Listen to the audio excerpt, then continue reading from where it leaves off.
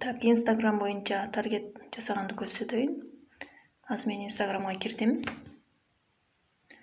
Менде мисалы таргет жасаган аккаунт посттор бар. Ошо посттор боюнча көрсөтөйүн биринчи. Таргет өзү кандай болот? Таргеттин анализи болуш керек. Мына бул пост мен таргет чыгаргам ушунан. Эми эң негизги нерселер таргет чыгарганга чейинки постту даярдайсыңар, таргетке посттер даярдайсыңар. Мына бул сүрөт же видео, мына бул посттер болуп эсептелет, таргеттин посттары. Анын музыкасы дагы, жазылган тексттери дагы, турган сүрөттөр ар бири бири-бирине байланышып, адамды тарта турган жагымдуу түстөр менен жасалыш керек. Анан дизайны дагы жагымдуу, ашыкча шуму жок жасалса, анан тунук тартылыш керек сүрөттөрү да, ошондо адамды жакшы тартат. Порядочный, аккуратный чыгат да. Эгер адамдын сүрөтүн тарткан болсоңор, ошол адамдын жүзү дагы анык көрүнүп, жакшы тунук көрүнүп тартылган болуш керек. Посттерди даярдагандан кийин ал посттерге коюлган сүрөтүңөр, музыка, звуктарыңар бардыгы авторский правасы жок болуш керек. Без авторский права болуш керек. Өзүңөр жасаганыңар жакшы ошон үчүн. Кээ биркилер бирөөнүн башка аккаунттан бир жакшынакай сүрөтүн алып колдонушса, аны рекламага чыгарбай коет да.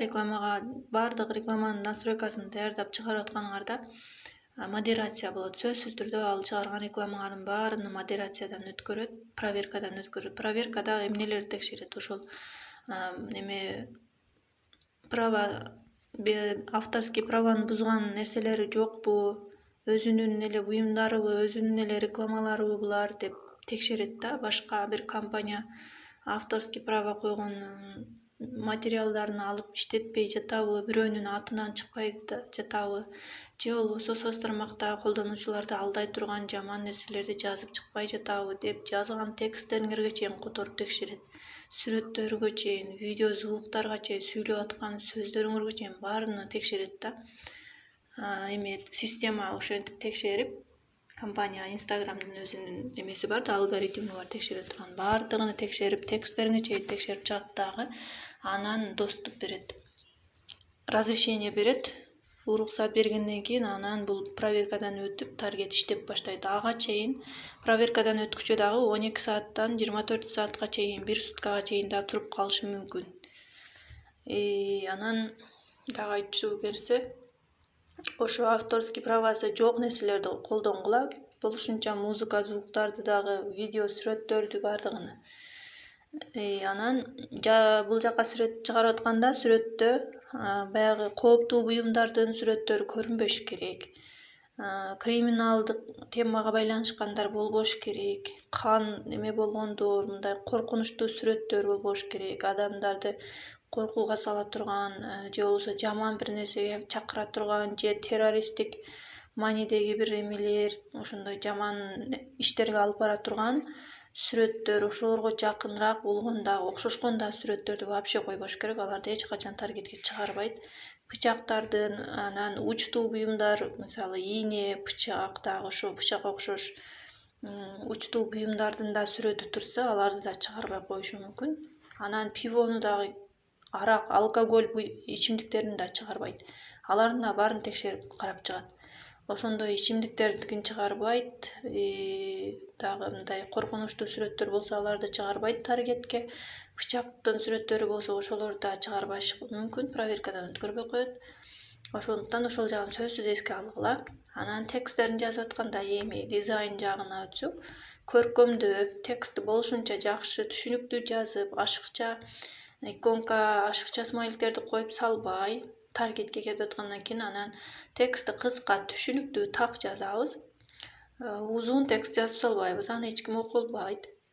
Эң керектүү маалыматтарды гана жазабыз астына. Анан текст жазганда дагы любой эле постты жазганыңарда, ошо посттун эң биринчи заголовкасы бар го, названиясы.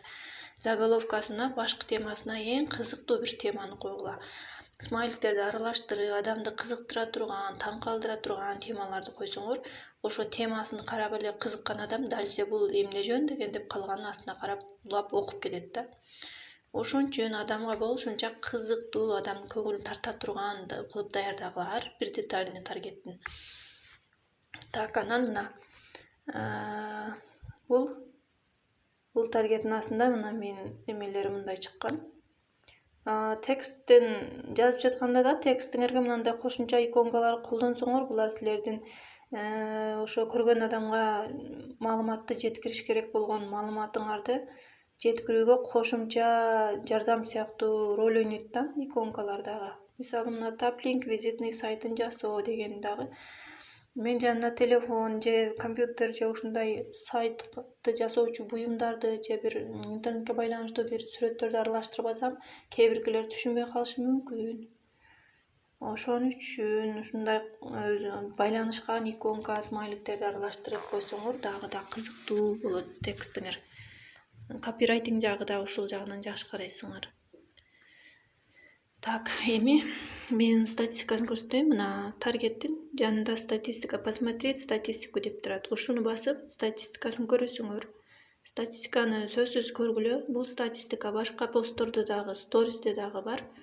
Профессиональный панель деген жакта дагы статистика, посмотреть статистику деген бар. Статистиканы сөзсүз карап, анализдеп, иш кылгыла. Себеби ошол менен силердин онлайнда жүргүзүп аткан ишиңердин өнүгүп баратканын көрүп, билип, байкап турасыңар. Так, мына рекламная статистика. Постуңар чыкканда, таргетке чыкканда дайым жанында реклама деген жазуу болуп турат. Бул таргет экенин билдирет. Азыр бизде SMM курсунун программасы мына карагыла.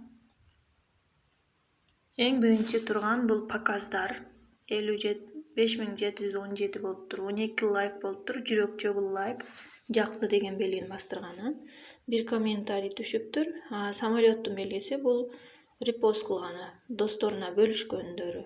Анан мына эң чекеде эменин сүрөтү, байрактын сүрөтү бул сактап алды. Өзүнө мисалы кимдир бирөөлөр ушул курс жаккан болсо, ушуну сактап алайын, кийин мен ушунун номерин кайра алып туруп чаламын. Же бир айдан кийин айлыгым түшсө, айлык алып туруп анан кийин курска жазыламын дегендей ар кандай ниетте сактап алат адамдар. Так, мына обзор деген бөлүк бар. Статистикада охват дегени бар. Анан реклама деп общий дагы статистика болот. Эми башынан карайлы обзордон.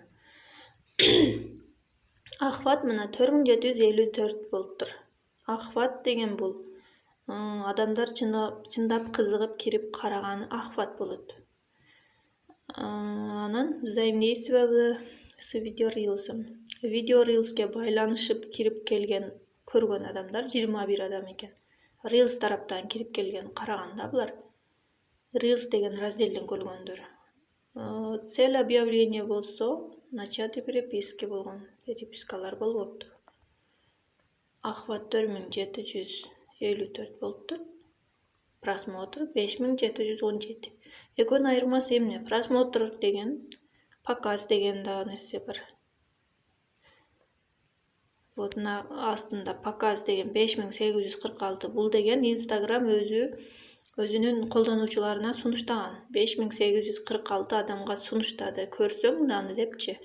Анан арасынан просмотрлар келет мындай. Просмотрлар 5717 адам көрүптүр. Анан дальше ошо көргөн жеринен кол менен деп басып кана кирип көрөйүнчү деп дагы постту ачып карагандар 4754 болуптур. Так.